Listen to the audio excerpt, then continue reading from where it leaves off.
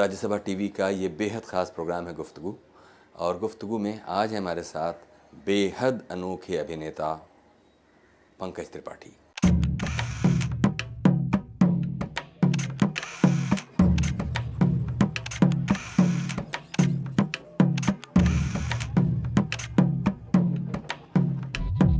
पंकज त्रिपाठी एक ऐसे अभिनेता जिनके हौसले और हिम्मत ने उन्हें फिल्मों में वो मकाम दिलाया जहां पहुंचने की ख्वाहिश हर अभिनेता रखता है। You know what they did to my wife? They broke open the door, dragged her out in the street and raped her. Bihar के गोपालगंज में जन्मे पंकज त्रिपाठी किसान परिवार से ताल्लुक रखते हैं। 2004 में आई फिल्म रन उनकी शुरुआती फिल्मों में थी। देखिए, यही है दिल्ली की मशहूर नदी, जिसे लोग छोटी गंगा कहते हैं। अच्छा, हाँ। यही है। हाँ, यही है। लेकिन हम तो पहली बार सुन रहे हैं भाई। ओ भैया, जब दिल्ली में पहली बार आओगे तो पहली बार ही सुनोगे ना। अब देखो, इसमें नहाते ही तुम्हारे सारे पाप धुल जाएंगे, और एक बार पाप धुल गया ना तो फिर तुम्हारा दोस्त भी तुम्हें मिल जाएगा। सच्ची? हाँ भाई। अग्निपथ, रंगरेज, सिंघम रिटर्न्स, गुंडे और मसान में पंकज त्रिपाठी ने अपने अभिनय की अनोखी छाप छोड़ी है। हमारे पिताजी कहते हैं, जो खीर नहीं खाया वो मनुष्य योनि में पैदा होने का पूर्ण। यही वजह थी कि स्कूली पढ़ाई के दौरान उन्होंने नाटकों में काम किया और दिल्ली के एनएसडी में दाखिला लेकर अपनी अभिनय क्षमता को दिशा दी। नाटकों में गहरी रुचि रखने वाले पंकज त्रिपाठी ने अपने कॉलेज के दिनों में पटना में लंबे समय तक थिएटर किया है। पंकज जी, बहुत बहुत स्वागत है programme. Thank you so much sir, शुक्रिया।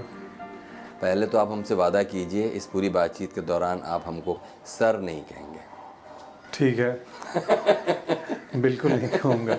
आदत है ना, वो क्या सांस्कृतिक बैगेज इतना हमारे ऊपर होता है ना, हम हर किसी को सर बोल देते हैं। सांस्कृतिक बैगेज के बारे में बताइए। आपने तो मेरी ही बात से सवाल निकाल दिया। सांस्कृतिक बैगेज वही है कि जो जहाँ से, जिस माहौल से हम परवरिश होके आते हैं, जिस समाज से आते हैं, वहाँ एक ये तहजीब बचपन से सिखाया जाता है कि बड़े कोई भी तुम्हें आवाज़ भी दे। मेरे गांव में ऐसा बाबा चाचा कोई भी गांव का व्यक्ति, वो हम हाँ तो मार पड़ती थी। हाँ कैसे बोल दिया, जी बोलो। किसी ने आवाज़ दिया पंकज, तो हाँ नहीं जी। तो स्वाभाविक हूँ मैं, कुछ बड़े हैं आप हमसे, तो वो वही है, वो सांस्कृतिक बैग है, जो परवरिश, जिस माहौल से हम आए हैं, जिस समाज से आए हैं, और इसकी वजह से वो सर निकल गया। और किस समाज से आप आए हैं? अब उस समाज को मैं अपने गांव की बात कर रहा हूँ, जिस गांव से मैं आया हूँ। एक गांव है गोपालगंज में, बिहार में, बेलसर नाम है उस गांव का। बेलसर जी। वहाँ हर तबके के लोग हैं। वहाँ अगड़ी जाति के हैं, पिछड़ी जाति के हैं, हिंदू हैं, मुसलमान हैं, सब हैं, और सब बड़े प्रेम भाव से रहते हैं मिलके। और वहाँ हमें ये जो तहजीब वाली बात जो हाँ निकला, वो ऐसा नहीं है कि भाई कोई भी उम्र में बड़ा गांव का तुम्हें आवाज़ दे और तुमने हाँ नहीं बोलना है। तो वो आदत बचपन से जी कहने की निकल गई। तो उसके बाद आए तो हमें जो भी लोग मिलते हैं सब सर ही लगते हैं। तो हम सबको सर बोल लेते हैं। गोपालगंज में ये जो बेलसर नाम की जगह है, कैसी जगह है ये? नीरा गांव है, बिल्कुल खेती वाली गांव है। खेत हैं चारों तरफ, मेरे घर के चारों तरफ आगे पीछे खेत ही खेत हैं, हरियाली है, एक छोटी सी नदी है, बड़ा सिनेमेटिक गांव है। बिजली अभी आई है 2-3 साल पहले, 2-3 घंटे रहती है रोज़। अभी भी टीवी सेट नहीं है मेरे गांव के ज़्यादातर घरों में। आई थिंक 5-6 घरों में ही होंगे, पर प्यार बहुत है लोगों में और बड़ा अच्छा माहौल है। म्यूजिकल है, बड़ा गाना बजाना होता है गांव में। किस तरह का घर है आपका जहां आपका जन्म हुआ? मेरा जन्म हुआ, वो घर तो टूट गया। वो पुराना घर था, वो फूस वाला घर था। तो उस घर के 2 कमरे बचा के रखे हैं मेरे बाबूजी अभी भी। पर उसका वो फूस ऐसा रूफ जो था ढलान वाला, उसको अब छत कर दिए, बट कमरा अभी भी है। उस कमरा में एक विंडो है, खिड़की है, जो आज भी है। वो खिड़की, वही खिड़की है अभी भी। तो उस खिड़की से जो मेरी यादें हैं ना, नदी में, हमारे गांव की जो नदी है वो सूख जाती है गर्मियों में। जून जुलाई महीने में पानी आता था, नेपाल से छोड़ते थे पानी। तो पानी आने के पहले खबर आती थी हमारे गांव में कि भाई नदी में पानी चल दिया है और अभी कल्याणपुर पहुंचा है, या अभी राछोपाली कोई फलाने गांव तक पहुंचा है पानी, तो हम बच्चे पूरे दिन नदी में खेलते थे कि यार पानी को आते हुए देखना है, पानी की पहली धारा सूखी ज़मीन पे आए ना भीगते हुए, वो देखना है, हमें पैर भिगाना है। हम दिन भर इंतज़ार किए और वो नहीं आई पहली धारा, पानी नहीं पहुंचा मेरे गांव तक। घर आ गए, सो गए। सुबह उठने के बाद पहला काम हम उसी खिड़की पे जाते थे नदी को देखने कि नदी में पानी है, रात को आया या नहीं, हमारे सोए में तो नहीं आ गया। तो वो उस खिड़की, वो उस गांव का इमेज है, वो खिड़की मुझे याद है, वो खिड़की आज भी है। बाकी घर बदल गया है और वो खिड़की अभी भी है। घर का वो हिस्सा जिसके बारे में आपने कहा कि पिताजी ने अभी भी उस कच्चे घर का एक हिस्सा बचा कर रखा है, पिताजी आपके क्या करते हैं? वो पंडित हैं, पूजा पाठ कराते हैं। वो किसान हैं, छोटे किसान हैं, खेती बाड़ी करते हैं, अभी भी करते हैं। अभी भी 6 किलोमीटर पैदल चलते हैं। वो 90 साल के हैं। और आप भाई बहन कितने हैं? 2 भाई 2 बहन हैं। मैं सबसे छोटा हूँ परिवार में, और बाकी सबको शादी ब्याह सबका हो गया है, सब कुछ। और कोई आर्ट से किसी का कोई लेना देना नहीं है। मेरे घर में कोई सुर में भी नहीं है, मतलब गुनगुनाता भी नहीं है। तो ये आर्ट में आपका कैसे शौक़ पैदा हुआ? मेरे गांव में एक परंपरा है नाटक की, जो अब इन दिनों नहीं हो लगा, रेगुलर नहीं है वो पिछले 10 सालों से। छठ एक त्यौहार होता है, छठ के दूसरे दिन थिएटर होता है, एक नाटक करते हैं लोग। तो मैं बचपन से देखता था, तो 7वीं 8वीं से मैं भी करने लगा। कोई बच्चे का रोल हो तो मुझे बुला लेते थे। बड़ा एमेच्योर होता है वो प्ले। तो वो करते करते मज़ा आता था। फिर वो करते करते पटना आया, मेरे बाबूजी भेजे पढ़ाई के लिए, वो डॉक्टर बनाना चाहते थे। तो पटना में मैं नाटक देखने लगा, कुछ छात्र आंदोलन से जुड़ गया। छात्र आंदोलन से जुड़ा, फिर नुक्कड़ स्ट्रीट प्लेस देखे, नुक्कड़ नाटक देखे, फिर प्रोसेनियम थिएटर देखा। प्रोसेनियम थिएटर में एक प्ले देखा, लक्ष्मी नारायण लाल का अंधा कुआं, बहुत प्रभावित हुआ मैं, रोया वो देख के कि नाटक ऐसा होता है। प्रणीता जायसवाल एक एक्ट्रेस थी, मुझे याद है, उनकी एक लंबी स्पीच। तो उस परफॉर्मेंस ने बड़ा मेरे को ये किया। और फिर मैं लगातार प्ले देखने लगा पटना में। कालिदास रंगालय एक जगह है, भारतीय नृत्य कला मंदिर है। देखते देखते धीरे धीरे साइकिल स्टैंड वाले से दोस्ती हुई, अभिनेताओं से दोस्ती हुई। फिर मैं बोला मैं भी करना चाहता हूँ। और छात्र नेता था तो मैं वक्ता ठीक ठाक था, मुझे बोलने की प्रैक्टिस थी छात्र नेतागिरी में।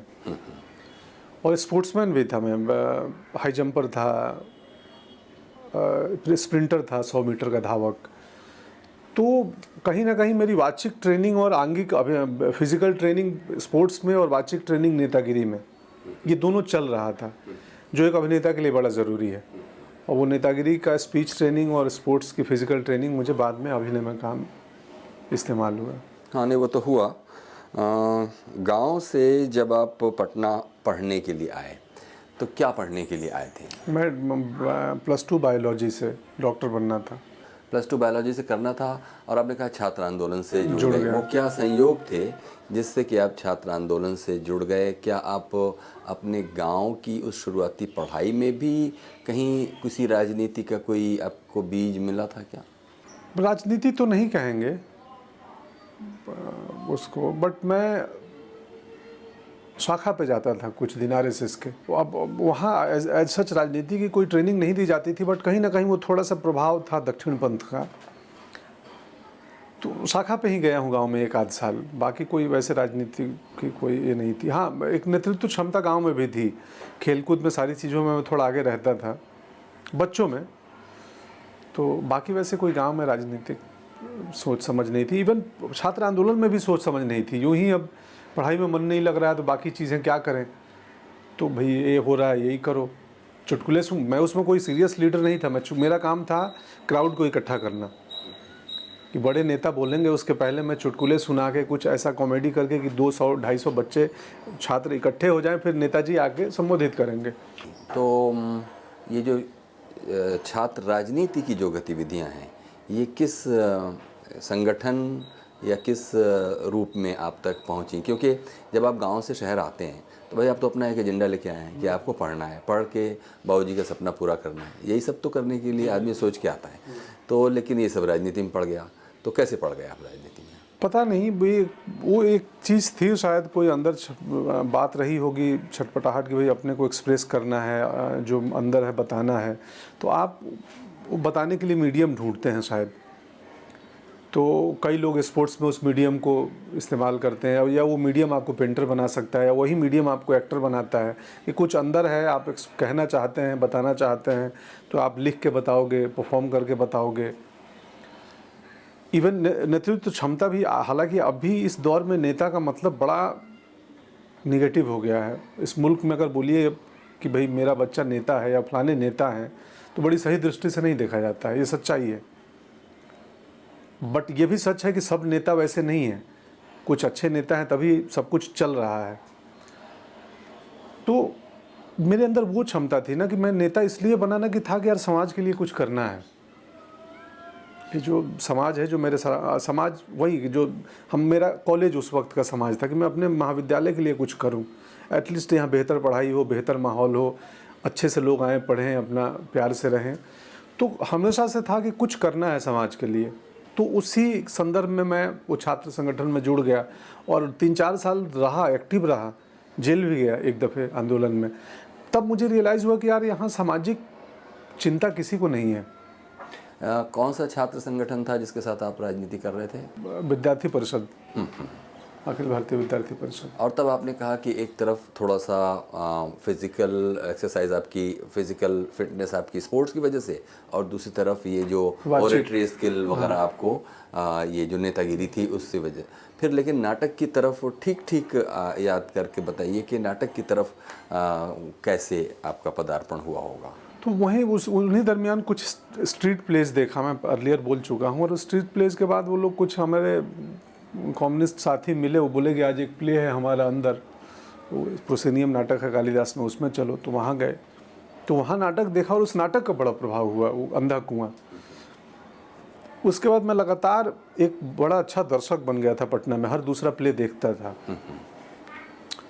देखते देखते लगा कि यार ये ना मैं तुलनात्मक अध्ययन चलने लगा कि वो छात्र राजनीति में हमें ना वो जगह ठीक नहीं है। वहाँ आप जो सच में किसी का इरादा नहीं है सामाजिक हित में क्या करना, वहाँ फलाना जी नमस्ते, ढिकाना जी नमस्ते, आपको थोड़ा वहाँ साम दाम दंड भेद चतुराई भी लाना पड़ता है नेतागिरी में, तो बिल्कुल। तो मुझे लगा यार मैं उसके लिए नहीं बना हूँ। मैं कितना दिन अपने बुजुर्ग नेता को नमस्ते करते रहूँगा, उनके पीछे लगूंगा, चमचाई करूँगा, तो शायद मुझे कुछ पद दे दें वो। तो मेरे को लगा यार ये मीडियम मेरे लिए सही है नाटक, क्योंकि इसको में मज़ा आ रहा है और ये लोग रुलाते भी हैं, हंसाते भी हैं, तो मुझे यही करना चाहिए। और मैं फिर धीरे धीरे करने लगा। एक पहली कहानी मुझे मिली थी, वो भीष्म साहनी की कहानी थी, लीला नंदलाल की, छोटा सा किरदार किया था। और कौन डायरेक्ट कर रहा था उसको? विजय कुमार, एक NSD के पास आउट हैं, FTI के, वो डायरेक्ट कर रहे थे। तो उसमें चोर की भूमिका थी छोटी सी, बहुत पसंद किया लोगों ने। मैं बिल्कुल नया था तो कई लोगों को पता नहीं था कौन अभिनेता है, लेकिन लोगों ने बहुत पसंद किया। अखबार में उसमें अच्छी 2-3 लाइनें लिखती मेरे बारे में कि उस अभिनेता में बड़ी संभावना है। वो लाइनें ये वजह थी कि अब यार ये तो अखबार भी बोल दिया कि मुझ में संभावना है, तो मुझे यही करना चाहिए, और मज़ा तो आ ही रहा है इस काम में। तो ये घटना है 95 एंड की। 96 से लगातार रंगकर्मी बन गया था मैं। तो फिर पंकज जी कब तक वो पटना में नाटकों का सिलसिला चला? 95 से लेकर 2001 तक। 2001 में ड्रामा स्कूल का इम्तहान दिया और वहाँ सेलेक्ट हो गया NSD में। फिर 2001 से 2004 तक पटना ड्रामा स्कूल की ट्रेनिंग, दिल्ली राष्ट्रीय नाट्य विद्यालय। उसके बाद अगेन पटना वापस, चूँकि रंगमंच की ट्रेनिंग लिया है तो रंगमंच करना चाहिए। 4 महीने रंगमंच करके पटना में ये महसूस हुआ कि हिंदी रंगमंच को हमने उतना विकसित नहीं किया है कि हिंदी रंगमंच का अभिनेता हिंदी रंगमंच करके जी सके, 2 वक्त का बेसिक खाना खा सके। हिंदी रंगमंच में सर्वाइवल मुश्किल है अभिनेता के लिए। तो फिर लगा अब क्या करें, तो मुंबई एक हिंदी एक्टर के लिए मुंबई ही जगह है, तो सर्वाइवल के लिए मुंबई आना पड़ा। किस सन में आप मुंबई आ गए? 2004 16 अक्टूबर को दिल्ली से आया था ट्रेन पकड़ के। NSD गया, वहाँ लोगों से मिल के भैया मुंबई जा रहे हैं, मुंबई चले आए। फिर क्या हुआ? फिर सुबह उतरे 7 बजे मुंबई सेंट्रल स्टेशन पे उतरे, उतरते प्लेटफॉर्म को छुआ, सुना था वो सब लोग ऐसे ही करते हैं, मैंने भी किया। और उसके बाद जिस दोस्त ने नंबर दिया था, जो दोस्त बोला था तू आ जा, कोई दिक्कत नहीं, मेरे घर पे रहना। और मैं, संयोग की बात है कि मेरी शादी हो चुकी थी, तो मैं सपत्नीक आया था। डे 1 पति पत्नी, और पीछे सामान वाले बोगी में थोड़े से बर्तन, कुछ पतीले, हांडी वांडी, कुकर, एक बिस्तर, एक चटाई। तो हम उतर के हमने प्लेटफॉर्म को नमस्ते किया और पीछे गए कि भाई सामान हमारा। तो वो लोग बोले इस ट्रेन में तो लोड ही नहीं हो पाया आपका सामान, कल आएगा दूसरी ट्रेन से, तो आप कल आके इंक्वायरी कर लेना। हमने बोले चलो ठीक है, भारतीय रेल है। मतलब इतना सामान हो गया था कि उसे लगेज में बुक करना पड़ा था? हाँ, सामान थोड़ा सा ज़्यादा था हमारे पास, क्योंकि बेसिक हम मुंबई से, वो एक डर होता है ना नया नया जो मुंबई आता है क्या होगा। तो जो कुछ भी दिल्ली में या हमारे पास था, कुछ बर्तन थे, एक बिस्तरा था, एक चटाई थी, और भी कुछ होंगे उसमें, किताबें थी बहुत सारी। तो उसको हमने कि हम खाली देह रहेंगे लगेज में डाल दिया बुक करके। उसके बाद जिस दोस्त का नंबर ट्राई कर रहा हूँ, जिसके घर जाना था, उसका फ़ोन नॉट रीचेबल। तो मुझे लगा यार ये क्या हुआ, कहीं मुंबई हमें धक्के तो नहीं, सदमे तो नहीं दे रही, आते के दिन ये स्वागत है। फिर मुझे पता था कि वो दोस्त मेरा अंधेरी में रहता है, सब टीवी लेन के पास। तो इतना मालूम था बातचीत में कि अंधेरी रहता हूँ, सब टीवी का लेन है। तो मैंने टैक्सी लिया कि अंधेरी चलना है, सब टीवी। बोला हाँ चले। तो मैं अंधेरी सब टीवी तक पहुंचा, और फिर बीच बीच में मोबाइल नहीं थे मेरे पास, तो जहाँ पीसीओ दिखे 1 किलोमीटर पे मैं रुक के 1 मिनट पीसीओ में फ़ोन लगाऊँ, नॉट रीचेबल। चलिए दादा। टैक्सी वाला आगे आते थे, पूछा 2-3 दफ़े होने के बाद कि क्या है, कुछ क्यों आप बार बार पीसीओ पे रुक रहे हैं। मैं बोला मैं जो दोस्त को फ़ोन कर रहा हूँ, जिसके घर जाना है, उसका फ़ोन नहीं लग रहा है। तो बोला कोई बात नहीं, चलिए अंधेरी में वहीं चल के कर लीजिएगा। खैर हम थोड़ा और आगे बढ़े, कहीं विले पार्ले के आसपास पहुँचे, 8 बज गए थे तब तक। पीसीओ से लगाया दोस्त का फ़ोन चालू। बोला कहाँ है तू? मैं बोला रास्ते में हूँ। तो अरे मेरा फ़ोन रात ले शूटिंग से आया था, बंद था, अभी तू आ जा ऐसे सब टीवी के पास पहुँच। तो खैर धोखा नहीं मिला, मित्र के घर आए, 2 महीने रहे। फिर धीरे धीरे जानना शुरू किया किसका दफ्तर कहाँ है, कि यहाँ भाई कमर्शियल सिनेमा का है। लोग बोलते थे कि तुम कहाँ, बाबले के चले गए थे हम उधर करण जौहर के ऑफिस के पास या यशराज के। तो हमारे जो आसपास के जो साथी स्ट्रगलर बोलते थे अरे पागल समय व्यर्थ क्यों कर रहा है, हमारे एक ही आदमी है राम गोपाल। तो राम गोपाल वर्मा के तो उस वक्त पर राम गोपाल वर्मा एक नया सिनेमा के मठाधीश थे, और हर एक्टर को लगता था कि नए एक्टर को मौका यही देता है। जितने आड़े टेढ़े सामान्य चेहरे वाले लोग या अजीबोगरीब चेहरे वाले लोग, उन्हीं के यहाँ जाते थे। तो हम भी गए 1-2 दफ़े रामू के यहाँ, दफ्तर के बाहर खड़े हैं, तो वहाँ पे 100 लड़के खड़े हैं, एक से एक दाढ़ी, एक से एक खतरनाक, इधर कट मार्क्स, इधर ये कुछ। तो हम तो उनमें सामान्य ही थे। खैर ये है कहानी। ये तो बताइए कि मतलब अब ये इरादा करके ही आए थे कि दिल्ली में तो पढ़ाई कर ली गई थिएटर की, पटना में भी जाके ट्राई मार लिया गया कि थिएटर कर पाएंगे कि नहीं। अब एक ही जगह थी, वो थी मुंबई, और वहाँ आप अपना पूरा सामान बीवी के साथ उतर पड़े, और ये एक स्ट्रगल का सिलसिला शुरू हो गया। ये उसी तरह का स्ट्रगल था जो किसी भी एक्टर के लिए होता है, क्योंकि आप तो ट्रेंड एक्टर थे। शुरुआती दौर में ना, या एक्टर का ट्रेंड होना, एक्टर का ट्रेंड नहीं होना इस फिल्म नगरी के लिए बहुत इम्पोर्टेंट नहीं है। इनके लिए कोई मायने नहीं रखता है कि तुम कहीं से ट्रेनिंग करके, अभी बदला है थोड़ा सा, अभी देख रहा हूँ पिछले 1-2 सालों से। हम जब आए थे उस दौर में आप कहाँ से ट्रेंड हो, आप क्या हो, इससे कोई लेना देना नहीं है। उनको लगा कि यार हमें अगर एक वकील चाहिए, एक इंस्पेक्टर चाहिए, और इसके चेहरे में इंस्पेक्टर थोड़ा दिख रहा है, इसकी मूछें हैं। बड़ी फिजिकल कास्टिंग होती थी बॉम्बे में तब, अभी भी होती है, बट अभी उस वक्त के बनिस्बत कम है। कि आपके चेहरे में एक पुलिस दिख रहा है ना, तो वो कोई असिस्टेंट बोलेगा तुम रुको फ़ोटो दो अपना, कुछ पुलिस की वर्दी में है क्या फ़ोटो? तो आपने बोला हाँ है, तो वो वाला दे दो। वो लेके जाएगा अंदर, डायरेक्टर को दिखाएगा कि सर एक ऐसा देखो दिख रहा है पुलिस टाइप। बोला हाँ पुलिस। बहुत इंपॉर्टेंट और अहम रोल में एक नए अभिनेता को कोई सोचता ही नहीं है। तो कोई 1 सीन 2 सीन का रोल, एक चेजिंग का रोल, एक लाइन है कि अब आप भाग रहे हैं, यू आर अंडर अरेस्ट, बस इतना ही बोलना है। तो हमें तो लगता था हम थोड़े दिन में अपना वो सब हथकड़ी और वर्दी भी सिलवा के आए कि हमारे पास है सब कुछ। लाइनें भी याद हैं मुझे, 10 तक गिनती गिनूंगा, बाहर नहीं आओगे तो गोली चला दूंगा। तो वो दौर था और मुझे भी करना पड़ा। और आपकी ट्रेनिंग, खैर हम थोड़ी गंभीरता लेते हैं इस बात को कि अभिनेता की ट्रेनिंग जो है ना सर, कास्टिंग में बिल्कुल मदद नहीं करती है। कास्टिंग हो जाने के बाद परफॉर्मेंस में आपकी ट्रेनिंग मदद कर सकता है। परफॉर्मेंस में आप कुछ अलग करोगे, अच्छा करोगे, तो डायरेक्टर को लगेगा कि यार कौन है ये, हाँ ठीक किया। तो ट्रेनिंग का कास्टिंग से कोई लेना देना नहीं है। ट्रेनिंग का कास्टिंग के बाद परफॉर्मेंस में लेना देना है। इवन वहाँ भी उस दौर में ये होता था कि अभिनेता को किसी को चिंता ही, अभी तो बहुत बदल गया है, बहुत बदल गया अभिनेता के लिए ये इंडस्ट्री। तब तो कौन है यार, हीरो, कोई बड़े हीरो के साथ बोलना है, 2 लाइनें बोलनी है, अरे कौन है, किसको कास्ट किया, वकील कौन है वो, हाँ उनके सामने बोलेगा, वो सलमान हो, अनिल, कोई भी बड़े एक्टर हीरो के या बड़े स्टार के साथ, तो वो है लड़का, बुलाओ उसको। एक असिस्टेंट, छोटे वाले थर्ड एडी ने सेकंड एडी ने थर्ड एडी को बोला, थर्ड एडी आप चलो, हम सेकंड, क्या बात हुआ, बुला रहे, इतने जल्दी चलिए। हम थोड़ा हड़बड़ाते हुए चल रहे हैं, पहुँचे उसके पास, हाँ अच्छा आप हैं, हाँ ये हम, ठीक है, लाइनें पढ़ लिए, बोले जी पढ़ लिए, बोलिए तो क्या है, तो अब बोलिए, लाइनें पढ़ लिए, बताओ, याद कर लियो, सुनाओ। तो मैं बोला अच्छा हाँ ये है कि घबराने की कोई ज़रूरत नहीं, दफ़ा फलाना फलाना लगा बैठो, हाँ हम ऐसे बोलोगे आप, बहुत बड़े वो आदमी हैं आपकी, उनके सामने मतलब डर जाओगे, डर के बोलो, ठीक है सर, डर के बोल लोगे, हाँ चला गया। थोड़ी देर बाद वो शॉर्ट का कॉल हुआ, फर्स्ट एडी मिला, उसने बोला अरे कौन है, आप हो, हाँ आपने कर लिया है, हाँ बताओ दिखाओ कैसे बोलोगे। आप डर के बोले हाँ क्या कर रहे हो, ये डरो मत, अनिल कपूर या फलाना हीरो है तो तुम थोड़ी डरोगे, तो कॉन्फिडेंट रहना। अब यार हम देख रहे हैं, सेकंड वाले ने बोला था डर जाना, वो बड़े आदमी हैं, ये बोल रहा है कॉन्फिडेंट रहना, हीरो को सामने डरोगे तो अब डायरेक्टर तक हम पहुँचे ही नहीं हैं।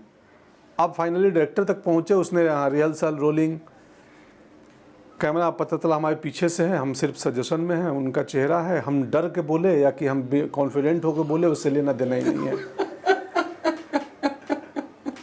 अभी बदला है, अभी जो यंग जनरेशन के मेकर्स आए हैं ना, जो नए लोग आए हैं सिनेमा में, वो एक लाइन वाले एक्टर को भी तवज्जो देते हैं, एक लुक वाले को भी। इवन आप गैंग्स ऑफ वासेपुर देखें या कोई भी इस दौर का सिनेमा, तो आपको एक पासिंग वाला भी बड़ा इंटरेस्टिंग लगता है और याद रह जाता है, क्योंकि ये लोग अब उस पर भी ध्यान देते हैं। इनको पता है कि सिर्फ हीरो और हीरोइन के चेहरे पे ही मत लगो, ये भी इम्पोर्टेंट है, माहौल यही लोग बनाते हैं।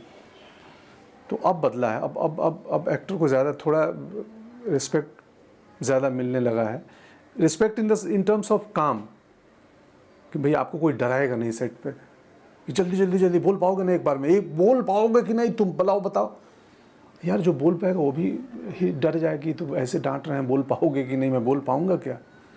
अभी बदला है, अभी ज़्यादा प्रोफेशनल लोग आ रहे हैं, ज़्यादा फिल्म स्कूल या सिनेमा की पढ़ाई किए हुए लोग आ रहे हैं, तो ऐसा नहीं है सीन। तो एक बार फिर याद दिलाइए कि मुंबई आप किस साल में पहुंचे थे? 2004, 16 अक्टूबर 2004 में पहुंचे, और फिर कितने साल आप इसी तरह ठीक ठाक कास्टिंग के अभाव में ज़िंदगी गुजारते रहे? काफ़ी सालों तक, 2004 से लेके अमूमन समझ लीजिए 2010-11 तक। क्या करते रहे तब इतने? जो कुछ भी मिल जाता था, 6-7 साल। जैसे एक विज्ञापन किया था टाटा टी का, नमस्कार मैं आपका वोट मांगने आया हूँ, वैसे नमस्कार मैं आपका वोट मांगने आया हूँ। ये भी ऑडिशन दिया मैंने, तो मैंने बोल दिया नमस्कार मैं, आप एक नेता का रोल था कि आता है वोट मांगने की, नमस्ते मैं आपका वोट मांगने आया हूँ, मैंने ऐसा कर दिया। कास्टिंग डायरेक्टर ने बोला अरे नहीं वोट मांगने आया है, आप तो छीन रहे हो। मैं बोला यही तो मैं ऐसा ही करना चाहता हूँ, ये ऐसा नेता है, बोल रहा है नमस्ते मैं आपका वोट मांगने आया हूँ, नहीं दोगे तो छीन भी लूँगा। तो उसने बोला ठीक है, आप एक दूसरा टेक में ऐसे ही बोलिए नमस्कार मैं आपका वोट मांगने आया हूँ। मैं बोला ठीक है, बोल देता हूँ एक टेक में। मैं बोला लेकिन वो वाला टेक आप दिखाना डायरेक्टर को। उसने दिखाया, आर बल्कि थे उसके हेड। मेरी कास्टिंग हुई और अगले दिन 3-4 दिन बाद शूटिंग में आर बल्कि मिले, और मिलते पहली चीज़ बोले पंकज जो तुमने वो किया था ना वोट मांग, वो करना। अब उस एडी की बात मैं सुनता तो शायद वो उसके अकॉर्डिंग वो सही नहीं था, और मेरी कास्टिंग ही उस चीज़ से हुई क्योंकि यार ये कुछ अलग किया है। खैर तो काफ़ी सालों तक मैं एड्स करता था, टीवी सीरियल कर लिए कुछ एपिसोड के लिए, 20-25 एपिसोड। कॉर्पोरेट फिल्में बनती हैं जो कहीं दिखती नहीं हैं बाज़ार में, वो कर लेता था। नाटक भी किया बीच में। घर चलाने के लिए पत्नी एक स्कूल में पढ़ाती थी गोरेगांव में। तो चल रहा था, सब ठीक ठाक चल रहा था। हम कहीं ना कहीं से अपना जीविका उपार्जन कर पा रहे थे। 2010-11 के बाद, खासकर गैंग्स ऑफ वासेपुर के बाद, लोगों को शायद मेरी क्षमता की पहचान हुई। उस पर अभी आएंगे। जब आप स्कूल आए थे, नेशनल स्कूल ऑफ ड्रामा में हालांकि अपने साथ आप वो तो लेके एनर्जी तो लेके आए ही थे, और साथ में वो सब जो एक एक्टर के लिए, और फिर आप कुछ नाटक करके भी आए होंगे, क्योंकि उसके बिना आपको 10 नाटक, वहाँ मैं बहुत नाटक करके आया था, 15-20।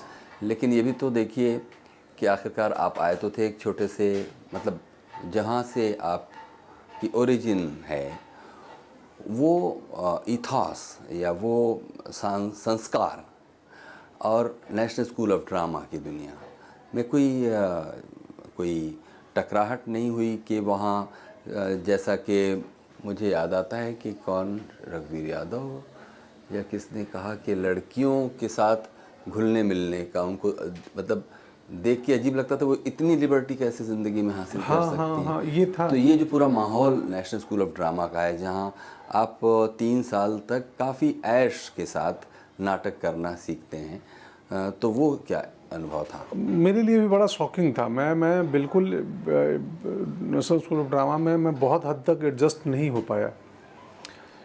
मेरी समस्या क्या थी कि मैं बहुत अपने बैच में सबसे ज़्यादा काम करके आया हुआ था, बड़ा इम्पल्सिव एक्टर था, थ्योरी नहीं पढ़ा था, क्राफ्ट हमें पता नहीं था कि भाई एक्टिंग के इतने सारे थ्योरीज़ हैं, एक्टिंग को इतनी किताबें हैं, मुझे नहीं मालूम था। हम प्रैक्टिकल करके आए थे। तो वो थोड़ी टकराहट हुई कि यार ये एक्टिंग में पढ़ाई होता है क्या, एक्टिंग भी पढ़ना पड़ता है। हम तो पढ़ाई से भागे थे, तभी तो नाटक करते थे कि इसमें इसलिए मज़ा आता था कि इसमें पढ़ना कम है, सिर्फ लाइनें याद कर लेनी है। वो भी याद करने के लिए 30 दिन का रिहर्सल होता है, तो रिहर्सल में याद हो ही जाती हैं लाइनें। तो प्लस वो खुलापन, वैसा माहौल हमने भी नहीं देखा था कि आपको एक्ट्रेस के साथ इतने फ्री हैं, वो आज तक हम नहीं हैं।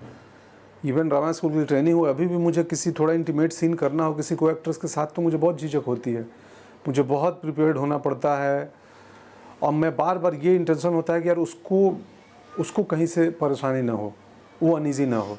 अभी स्वरा भास्कर के साथ एक फिल्म कर रहे थे हम, और थोड़ा इंटीमेट सा पोर्शन था, तो स्वरा के लिए भी झिझक था कि इनको कैसे मैं समझाऊँ, क्या बोलूँ। अब मेरे लिए भी था कि यार इससे मैं एक बार पहले बात कर लूँ। फिर फाइनली हमने एक रात पहले बात किया उस सीन पे खुल के कि यार देखो तुम बुरा मत मानना। उसने भी बोला आप फील फ्री, आप ये मत समझना कि कहाँ टच हो जाएगा, कैसे हो जाएगा, आप जस्ट डू इट। तो वो किया हमने, वो सीन की रिक्वायरमेंट थी। तो वो एक जो गंवई माहौल से आते हैं या बड़े स्मॉल टाउन से आते हैं, और ख़ासकर नॉर्थ इंडिया, यूपी बिहार, जहाँ स्त्री पुरुष थोड़ा थोड़ा अभी है, छुपाव दुराव है, हम खुले नहीं हैं, उतने सहज नहीं हैं हम। तो हमारे लिए कठिनाई होती है, नवाजुद्दीन को कठिनाई होती है, नवाज भाई को। अभी वो हुमा के साथ सीन करने में हम थे वहाँ, कि पता नहीं हमसे रोमांस नहीं, असहज हो जाते हैं उस एरिया में आते। तो वो ड्रामा स्कूल में भी वो थी मेरे साथ चुनौती, वो क्या इतना खुलापन, इतनी सहजता, ऐसे कैसे। स्पेशलाइज आपने किस में किया था फिर? एक्टिंग में। एक्टिंग में ही किया था। और तब जो लोग आपको पढ़ाया करते थे स्कूल में, उनमें से सबसे ज़्यादा अगर कोई मेमोरेबल मोमेंट या कोई ऐसी चीज़ आप याद करें हमारे लिए, जिसने अब जबकि आप पहचाने जाने लगे, तो वहाँ पर सीखा हुआ कोई ऐसा काम, कोई ऐसी बात जो अभी एक इंस्पिरेशन की तरह रहती है? बहुत एक नहीं, कई सारी हैं। इसीलिए मैं बोला कि अब मुझे रियलाइज़ होता है कि मुझे वहाँ पढ़ाई में और थोड़ा गंभीरता से करना चाहिए था, वो थ्योरी की क्लासेस भी। अब ये रियलाइज़ हुआ, क्योंकि अभी लगते हैं यार कि वो तो अद्भुत बातें अनुराधा कपूर, उनका एक क्लास होता है विंडो इमेज, जो मैं अभी खिड़की की कहानी बताई कि मैं अपनी खिड़की से नदी को देखा करता था, सूखी नदी को, कि पानी कब आए। ये क्लास होता था हमारा ऐसा वहाँ पे। उस वक्त नहीं समझा, अब समझ रहा हूँ मैं। प्रसन्ना अद्भुत टीचर है। प्रसन्ना जो एक्टिंग बता के हमें जाते थे, उस वक्त जो बताए थे, अब मैं कभी कभी सीन में इम्प्लीमेंट करता हूँ या अनजाने में हो जाता है, क्योंकि गुरुओं की सुनी हुई बातें या प्रैक्टिस किया हुआ चीज़ आप जान के इम्प्लीमेंट नहीं करते हैं, वो धीरे धीरे हमारे ब्लड में, हमारे बिहेवियर में आ जाती है। तो करने के बाद रियलाइज़ होता है कि अच्छा यार, ये तो मैं ऐसा किया जैसे प्रसन्ना के क्लास की तरह, वो जो बोलते थे वही चीज़ तो हुआ है इसमें। तो अब लगता है, मतलब अब प्रसन्ना सर की, बंसी कौल की, सारे टीचर, M.K. रैना, अनामिका हक सर, अंकुर जी, बज्जू भाई, अभी मैं बज्जू भाई के साथ एक अंग्रेज़ी फिल्म कर रहा था, रामगोपाल बजाज डायरेक्टर थे हमारे, वही उन्होंने सेलेक्ट किया था। एक सीन कर रहे थे हम मंडावा, झुंझुनू डिस्ट्रिक्ट के पास राजस्थान में। इंटेंस सीन था मेरा उनका, बड़ी अच्छी फिल्म है वो। ऑटो से हम लोग अहमदाबाद से पाकिस्तान बॉर्डर तक जाते हैं 2 लोग, और एक सीन में मैं उनको अपनी पास्ट की कहानी नरेट कर रहा हूँ कि मेरे साथ क्या हुआ था। ऑटो ड्राइवर सलीम, वो सीन हुआ और सीन कट होने के बाद बज्जू भाई मुझे गले लगा लिए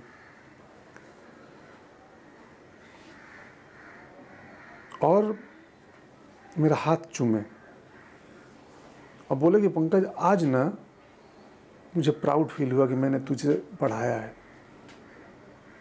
मैंने तुझे सिलेक्ट किया है ड्रामा स्कूल में।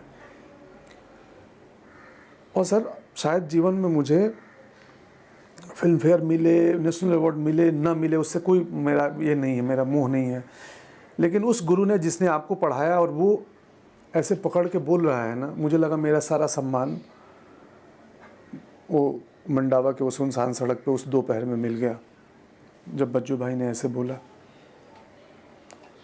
हाँ पंकज जी, ऐसे तो और भी मोमेंट ज़िंदगी में आते हैं जो आपको बहुत भावुक कर देते हैं, लेकिन ये नहीं कह सकते कि इसमें ख़ुद आपके अपने प्रयासों का कोई बहुत रोल नहीं होता और सिर्फ इसमें गुरुओं का कोई गुरु मंत्र है।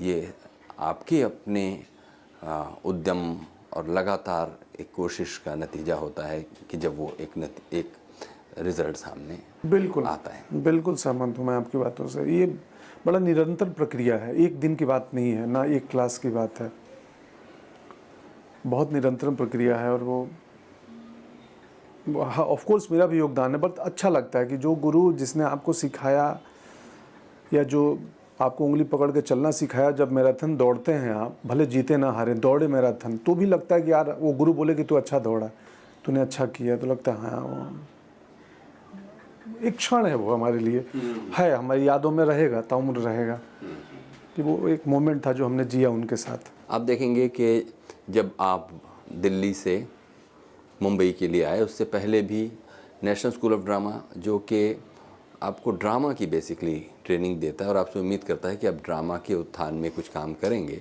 लेकिन उससे पहले भी लंबा इतिहास है, क्योंकि हिंदी हार्टलैंड में ख़ास तौर पर और आम तौर पर पूरे हिंदुस्तान में नाटक के ज़रिए रोटी कमा पाना एक बहुत टेढ़ी खीर है।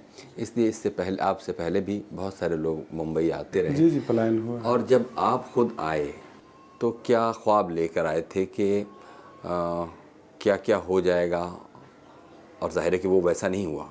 बेसिक कुछ नहीं था, पहले लड़ाई थी कि यार कि हम थोड़े दिन टिक जाए मुंबई में, समहाउ कुछ भी करके सरवाइव कर लें कुछ दिन, फिर देखेंगे क्या होगा।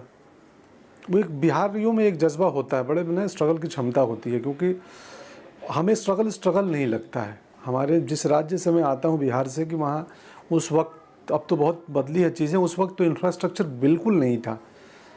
तो बिजली में हमने, मेरा बचपन पूरा 10वीं क्लास तक अंधेरे में गुजरा है और मुझे अफसोस नहीं है उसका, ना ही मुझे सहानुभूति चाहिए। हमें ज़रूरत ही नहीं थी बिजली की। हमने फ्रिज का खाना मुझे आज भी अच्छा नहीं लगता है, क्योंकि हम तो फ्रेश बनाए खाए सो गए। मुझे बल्ब और ट्यूबलाइट की ज़रूरत ही नहीं थी गांव में। तो खैर हम यही लेके आए थे कि मुंबई जाएंगे, सरवाइव कर लें थोड़े दिन, पहले जीना ज़रूरी है, उसके बाद आर्ट आपका आता है। तो पहले सर्वाइवल ज़रूरी है, कुछ करके समहाउ टिक जाएं 2-3 साल, फिर शायद किसी को लगेगा कि मेरे में प्रतिभा है या मेरे प्रतिभा को कोई पहचाने का एक मौका मिलेगा। अगर ढंग का मौका मिल गया तो मैं शायद कुछ बेहतर कर सकता हूँ। जब आप पटना आए थे तो आप तो डॉक्टर बनने के लिए भेजे गए थे, वो आप बने नहीं। तो इस सब चीज़ों को लेकर भी तो परिवार से एक ख़ास तरह का रेजिस्टेंस, एक प्रतिरोध देखने की नौबत आई होगी। हाँ, नहीं, मेरे बाबूजी क्या है ना, किसान हैं, बहुत ज़्यादा पढ़े लिखे नहीं हैं। वो जब पूछे थे, मैं ड्रामा स्कूल जा रहा था, ये थिएटर करना शुरू किया, कि तुम अपनी रोज़ी रोटी चला लोगे ना, तुम्हारा हो जाएगा। मैं बोला हाँ हो जाएगा। मैं उनको बताया ड्रामा स्कूल करने के बाद मैं कहीं भी टीचर बन सकता हूँ, केंद्रीय विद्यालय में या किसी विश्वविद्यालय में ड्रामा पढ़ा सकता हूँ। तो ठीक है, वहाँ तो ये सरकारी नौकरी लग गई बहुत है। तो बोले तो रोज़ी रोटी चल जाएगी तुम्हारी तो जाओ करो। तो उनकी उम्मीदें बहुत ज़्यादा नहीं थी। और अमूमन मैं भी NSD जाने के बाद कभी मैंने पैसे गांव से मांगे नहीं। कुछ करके इधर उधर नाटक नुक्कड़ स्ट्रीट कुछ करके अपना बेसिक खर्चा निकाल लेता था। मैं होटल में नौकरी नहीं, वो तो NSD के पहले करता था। मैं कुक भी हूँ बहुत अच्छा, एक होटल में हाँ, वो क्या कहानी?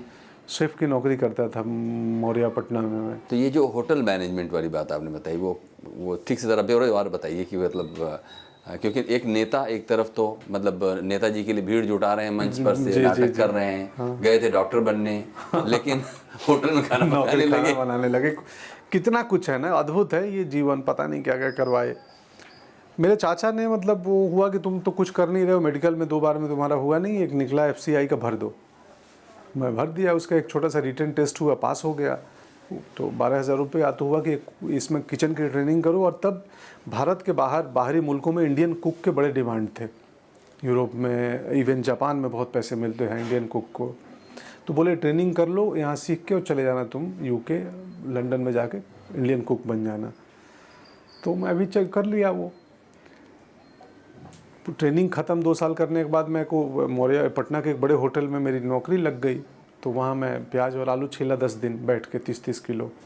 शुरुआत में ही होता है ट्रेनिंग के साथ, अप्रेंटिस में आ गया, आलू प्याज छिलो। तो ये सब आलू प्याज अंडा छिलते छिलते फिर उस धीरे धीरे उन लोगों ने देखा लड़का भाग नहीं रहा है। पहले ट्राई करते हैं कि प्याज पे भाग गया तो भाग गया। मैं टिका रह गया। मैं 35 किलो प्याज 4 दिन 6 दिन छिलता रहा। आंसू आए तो आए। फिर आलू छिलवाए, टिका रहा। फिर अंडे छिलवाए, तो उनको लगा यार टिकेगा ये ट्रेनिंग होती है होटल लाइन में। फिर मैं 2 साल नौकरी किया और basic Indian, Chinese, pantry, Mughlai, south Indian, continental, even सबका बेसिक जानता हूँ मैं थोड़ा थोड़ा। सब में 3-3 महीने काम किए थे। उसको भी मुझे बड़ा रिलेट अब करता हूँ मैं एक्टिंग से। मेरे साथ क्या होता है ना कि अगर कोई सब्जी बनानी है, दाल बनानी है, तो उसका मैं ना एंड प्रोडक्ट पहले देखता हूँ अपनी इमेजिनेशन में कि ये इसका टेक्सचर ऐसा होगा, कलर ऐसा होगा, थिकनेस ये रहेगा। और फिर मैं प्रिपरेशन चालू करता हूँ। मेरा एंड प्रोडक्ट नियर अबाउट वैसा ही होता है जैसा मैंने सोचा था, उसी के आसपास का। एक्टिंग में भी हम कोई रोल करने जाते हैं तो हम जो प्रिपरेशन करते हैं ना, तो हम एंड प्रोडक्ट सोचते हैं कि शायद ऐसे चलेगा वो आदमी, ऐसे देखेगा, ऐसा बॉडी लैंग्वेज बना सकते हैं। आज ही दिन में आते हुए मैं एक रोल के बारे में सोच रहा था। मैं सोचा यार कि उसको हमेशा अगर आईब्रो ऊंचा रखे तो कैसा रहेगा ऐसे ही थ्रू आउट फिल्म में। तो वो चलते रहती है प्रक्रिया हमेशा। तो अब रिलेट करता हूँ कुकिंग का ना, कि कुकिंग में प्रिसाइज बहुत ज़रूरी है कि आप हल्दी कितना डालोगे, नमक का अमाउंट कितना होना चाहिए। नमक ज़्यादा हो गया तो भी गड़बड़ है, कम हो गया तो भी गड़बड़ है। मैं एक्टिंग को वैसे ही रिलेट करता हूँ कि मात्राओं का ज्ञान होना चाहिए एक्टर को, कि इस जेस्चर की भी मात्रा क्या होगी। मैं उंगली उठानी है तो मैं इतना उठाऊँ या इतना उठाऊँ, या बैठे बैठे हल्का कर लूँ। इमोशन का मात्रा क्या होना चाहिए। तो मेरे लिए अब कुकिंग भी वो भी एक किस्म की एक्टिंग ट्रेनिंग है मेरे लिए। हालांकि चलिए कि इंसान को जिस चीज़ में भी डाल दिया जाता है वहाँ से ही वो कुछ ना कुछ सीखने के मौके ढूंढ लेता है। ये तो एक अलग अलग पर्सनालिटी मेक की बात होती है।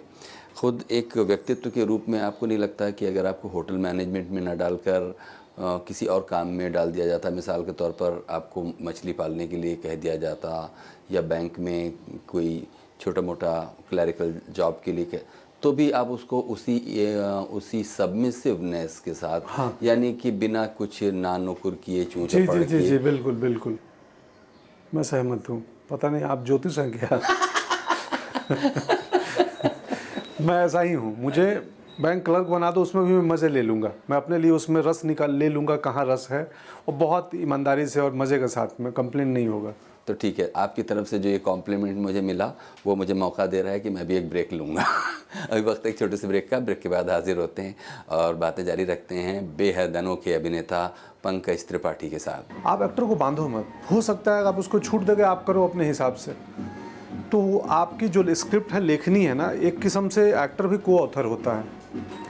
जब तक वो लाइनें हमारे ज़बान पे नहीं आती हैं, हम उसमें अपना इमोशन, अपना रूह नहीं भरते हैं, तब तक वो निर्जीव पेपर पे लिखी हुई लाइनें होती हैं।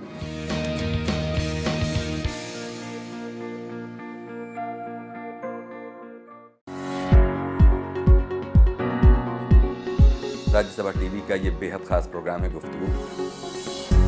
नए चेहरे, बड़े बड़े नाम, दो तरह के हीरो होते हैं। हम पर्दे पे नहीं आने वाले हीरो थे उस टाइम। बॉम्बे बड़ी खतरनाक है, तो मार डालती है। हम कई बार उन सारे लोगों को भूल जाते हैं जो कि आपकी जिंदगी के बहुत बड़े हिस्सेदार होते हैं। मुझे एक बड़ी गाड़ी खरीदनी है। उस बड़ी गाड़ी उतनी ही देर में यहाँ से अंधेरी जाएगी जितनी देर में मेरी छोटी गाड़ी चलती है। ये मोह के धागे तेरी उंगलियों से जा उलझे। कोई टोह टोह ना लागे, किस तरह बिरहा ये सुलझे। देखिए गुफ्तगू सीजन 5 सिर्फ राज्यसभा टीवी पर।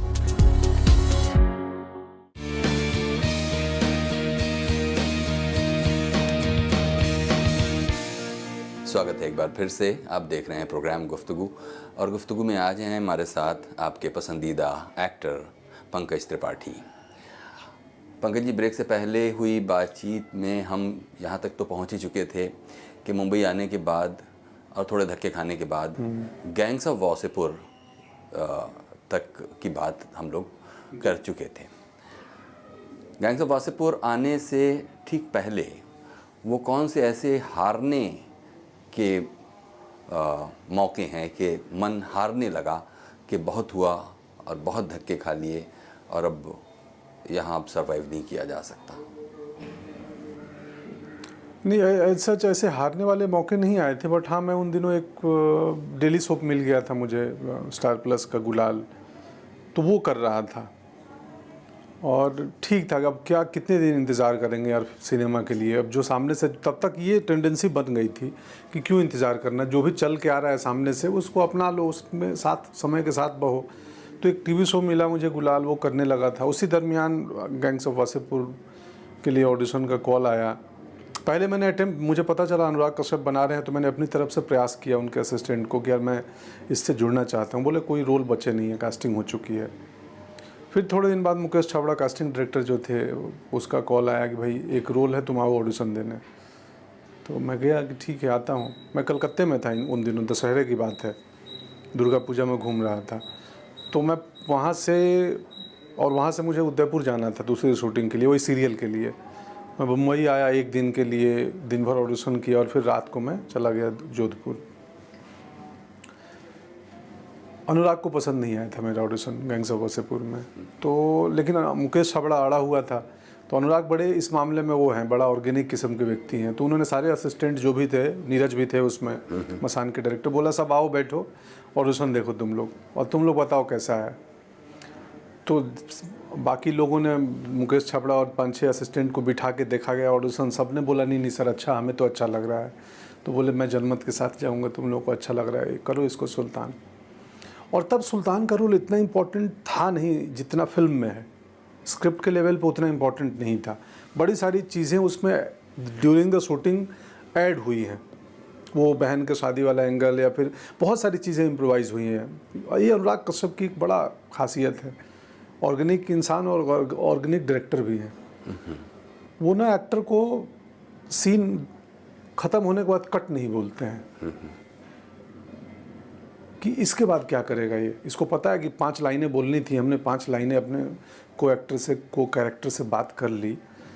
अब डायरेक्टर आपका कट बोल नहीं रहा है, हमारे पास वो अधिकार है नहीं कि हम बोलें हो गया अब तो अब वो देखता है कि इस समय क्या इम्प्रोवाइज़ करेगा, कैसे मैनेज करेंगे दोनों एक्टर या चारों एक्टर, जितने लोग हैं सीन में। और इसीलिए वो थिएटर के एक्टरों पे भरोसा बहुत करते हैं ना, कि थिएटर के एक्टर ब्लैंक नहीं होते हैं। उनको टेक्स्ट पता है कि ये कंटेंट था, उसी कंटेंट के सिनारियो में वो कुछ इम्प्रोवाइज़ करेंगे, आगे बढ़ेंगे, और उसमें कई बार बड़ी खूबसूरत चीज़ निकल के आ जाती है, जो पूरा सीन छोड़ के और वहीं अनुराग कश्यप रख लेते हैं जो सीन के बाद हुआ था। तो सुल्तान ड्यूरिंग द शूटिंग बना, बहुत मज़ा आया। कभी मुझे वो अनुराग ने नहीं बोला क्या करना है, कैसे करना है, पढ़ लिए सीन, हाँ आ जाओ इस कमरे में करेंगे। तो कैसे, कहाँ बैठोगे, जो हाँ देख लो, जहाँ बैठना हो, जहाँ उठना हो बैठ जाना। तो हम लोग ऐसे एक बेसिक रिहर्सल करते थे और राजीव रवि अपने DOP देख लिए, बोले हाँ हाँ ठीक है चलो। तो पता ही नहीं चला कि हम वहाँ कुछ सीन कर रहे हैं या इतना कुछ आर्ट क्रिएट कर रहे हैं हम लोग। ये उनकी खासियत है, सेट का माहौल बड़ा सहज करके रखते हैं कि आप एक्टर के ऊपर लोड ना आए किसी प्रकार का। फिर वो फिल्म में करते हुए मुझे पता नहीं था मैं क्या कर रहा हूँ या इस फिल्म को लोग कैसे लेंगे। फिल्म शूट हुई, 1.5 साल बीत गए, एडिटिंग हुआ, कांस गई, कांस से आई, तब तक कोई चर्चा नहीं था। फिल्म रिलीज़ हुई जिस दिन 22 जून को, और रात को अचानक मुझे मैसेज आने लगे। श्रीधर राघवन एक राइटर हैं बहुत बढ़िया, बदलापुर, उन्होंने बोला कि यार मतलब सब अच्छे परफॉर्मेंस है बहुत सारे वासेपुर में, लेकिन तुम कुछ मुझे अलग अट्रैक्ट कर रहा है सुल्तान। फिर अनुराग ने कॉल किया उस रात में कि यार आप बहुत, आपके काम को लोग पसंद कर रहे हैं और मुझे पूछ रहे हैं कि ये एक्टर है कौन। मुझे शूटिंग के दरमियान बिल्कुल पता नहीं था कि मैं अच्छा कर रहा हूँ या बुरा कर रहा हूँ या क्या कर रहा हूँ। मुझे जो कंटेंट मिलता था वो कर देता था, कट नहीं हुआ तो कुछ इम्प्रोवाइज़ हो गई तो इम्प्रोवाइज़ भी कर दिया। अनुराग की तरफ देखें तो कुछ नहीं, मुस्कुराते थे, ठीक है सर, हाँ हाँ ठीक है। तो वो उनका ठीक है हाँ हाँ करना भी उतना एक्साइटेड वाला भी नहीं था। समझ नहीं आता था कि यार इनको बहुत पसंद आया या मैंने बहुत अच्छा किया या क्या हुआ। लेकिन आफ्टर फिल्म आने के बाद जो लोग मिले, जो सुधीर मिश्रा ने बोला, बहुत सारे लोग, बहुत सारे डायरेक्टर, तो मुझे लगा यार ये पारखी लोग हैं, गुणी लोग हैं, अगर इनको पसंद आ रहा है तो कुछ अच्छा हुआ होगा। तो वासेपुर में आप देखेंगे कि अनुराग, और सबको अनुराग जैसे डायरेक्टर मिलते नहीं हैं, और आपको भी अनुराग से पहले बहुत सारे ऐसे डायरेक्टर्स मिले होंगे जिनके साथ काम करते हुए खुद उनकी सीमाओं का, उनकी लिमिटेशंस का आपको पता लगा होगा। क्योंकि सिर्फ डायरेक्टर को एक्टर की सीमाओं का पता नहीं होता, बल्कि एक्टर को भी डायरेक्टर की सीमाओं का पता चलता है। एक छोटे से शहर से आने के बाद और बम्बई जैसी जगह पर अपने लिए जगह बनाने की कोशिश में, वो कौन से ऐसे मौके हैं जब आपको लगा कि मेरी क्षमताओं को ये जो सीमाबद्ध डायरेक्टर्स हैं इनके बस का नहीं है समझ पाना? बहुत दफ़े लगा। हम काम करने जाते हैं जिस किस्म से जो इसके प्रीवियस डायरेक्टर आते थे, समझाते थे क्या करना है, कैसे करना है, तो उनके बताने से, समझाने के तरीके से, या वो फिक्स कर रहे हैं कि यही करना है कि तुम आओगे और गुस्से में इसको देखोगे, और आपने जो भी, मुझे लगता है कि जो भी आप लिखे हो वो कोई अल्टीमेट ट्रूथ, अल्टीमेट सत्य नहीं है। आप एक्टर को बांधो मत। हो सकता है आप उसको छूट दोगे, आप करो अपने हिसाब से। तो आपकी जो स्क्रिप्ट है, लेखनी है ना, एक किस्म से एक्टर भी को ऑथर होता है। जब तक वो लाइनें हमारे ज़बान पे नहीं आती हैं, हम उसमें अपना इमोशन, अपना रूह नहीं भरते हैं, तब तक वो निर्जीव पेपर पे लिखी हुई लाइनें होती हैं। को ऑथर हैं हम, कि जो राइटर कहना चाहता है वो हम अपनी इमोशन, अपनी भावनाओं, अपनी ज़बान के थ्रू हम दर्शकों तक पहुंचाते हैं। तो हम भी को ऑथर हुए। तुम्हारी लाइनें निर्जीव थी, सुखी थी, इसमें सांसें हमने भरी हैं, तो हमें थोड़ी छूट दो। हो सकता है हम उन और बेहतर खुशबू ला दें उस सीन में। हमारे पिताजी कहते हैं जो खीर नहीं खाया वो मनुष्य योनि में पैदा होने का पूर्णतः फायदा नहीं उठाया। आप अकेले रहते हैं? नहीं, पिताजी के साथ रहते हैं। पिताजी अकेले रहते हैं, मतलब दिन में अकेले रहते हैं। अच्छा। तो पता चल जाता है कई डायरेक्टर की, यार हाँ ये नहीं छूट देंगे, ये क्या चाहते हैं, ये बड़ा, मैं 16 आना कर सकता हूँ लेकिन ये मुझसे 4 ही आना चाहते हैं। तो end of the day captain वही है, उन्हीं का मीडियम है, तो बात मानो, 4 आना चाहिए, 4 आना करके जाओ यहाँ से। आपको हायर किया गया है, पैसे पे कर रहे हैं, तो और इनको 4 ही आना चाहिए। आप कैपेबल हैं, आप 16 आना दे सकते हैं, बट शायद इनको चाहिए नहीं, या ये तैयार नहीं है उसके लिए। या कई बार लगता है कि डायरेक्टर जो है कैप्टन है शिप का, मैं सिर्फ अपना रोल देख रहा हूँ, ये पूरी फिल्म देख रहे हैं। तो हो सकता है सही हो जो ये कह रहे हैं। तो मज़ा तभी आता है जब डायरेक्टर आपको छोड़ दे, बोले कि करो, और पहले टेक के बाद वो बताए कि ये 3 चीज़ें मत करना, बाकी जो कर रहे हो करो।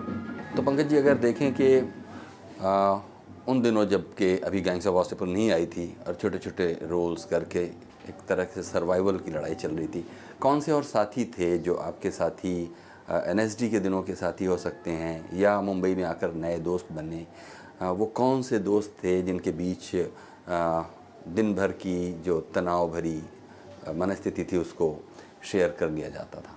एक तो बड़ी साथी मेरी पत्नी थी, तो उनसे दिन भर का मनस्थिति तनाव शेयर हो ना हो, जब झगड़े भी हो जाते थे तो उसमें भी डाइवर्ट हो जाता था। झगड़े भी कई बार आपको एक मूड से दूसरे जोन में ले जाते हैं। खैर नहीं, वो हमारी शेयरिंग पार्टनर थी, सब थी। एटलीस्ट इतना होता था कि चलो घर के बेसिक खर्चे की लड़ाई नहीं है, वो नौकरी कर रही हैं तो उतने इंतज़ामात हो जाएंगे कि हम जी सकते हैं ठीक से। बाकी कुछ मित्र थे, भानु है एक मेरा बैचमेट था, भानु, उदय, इश्तियाक, बहुत सारे सीनियर थे, आसपास के लोग थे, तो उनसे बस बातें हो जाती थी और हम कर लेते थे। तो खैर तो यही है फ़िलहाल। बहुत सारे मित्र थे, इंटरनल स्ट्रेंथ भी था कि करना तो है, रहना तो है, वो भी अपना मित्र था। ये जो इंटरनल स्ट्रेंथ होती है कुछ तो खुद आपके अपने लालन पालन की क्रम में पैदा होती है और कुछ आपको जन्मना मिल जाती है। मिसाल के तौर पर ब्राह्मण होना आपको जन्म से मिल गया। क्या ब्राह्मण होने से भी आपका संघर्ष कुछ थोड़ा सरल हो जाता है? नहीं, मुझे नहीं लगता। हम तो सर क्या है ना, जब से रंगमंच में नाटक वाटक करने आए, पहले मैं ब्राह्मण था, रंगमंच नाटक में आया ना तो मैं ब्राह्मण नहीं रहा, मैं सिर्फ मानव हो गया, ह्यूमन। मैं जाति, धर्म, संप्रदाय इन सब से उठ चुका हूँ। बड़ा कठिन है, बड़ा कठिन काम है ये, बड़े अंतस तक हमारे रहता है। इसको निकालना, इससे थोड़ा सा विरक्त होना या थोड़ा तटस्थ होना बड़ा मुश्किल काम है। मुझे हमेशा लगता है ना सर कि ये जो दुनिया है, पृथ्वी है ना, ये हम क्षणिक स्टे के लिए आए हैं। हम कोई भी इसको बेहतर बना दें और थोड़ा अच्छा बेहतर बना के जाएं ना, कि आने वाली पीढ़ी जो अगली जनरेशन है या अगली के बाद वाली पीढ़ियां हैं ना, जो आए तो उनको लगे कि हमारे पूर्वज जो भी थे इस धरती को सुंदर छोड़ के गए हैं, हमारे जीने लायक।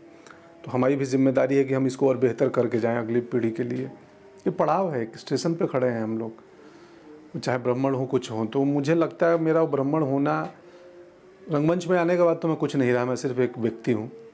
और प्रयास है कि बस क्या दुनिया में क्या कर सकता हूँ इस पृथ्वी के लिए थोड़ा भी बेहतर, अगर मेरे से हो जाए, मेरा कुछ भी योगदान सहयोग हो, दुनिया और बेहतर हो जाए, प्यार रहे। मुझे तो आज ही दिन में ख्याल चल रहा था कि यार ये हथियार किसने बनाए होंगे। मैं अचानक मैं कहाँ से कहाँ जा रहा हूँ, बातों मेरा है, मैं भटक जाता हूँ जी, कि इसकी क्या उपयोगिता है, हथियार की क्या उपयोगिता है, क्यों बने होंगे हथियार।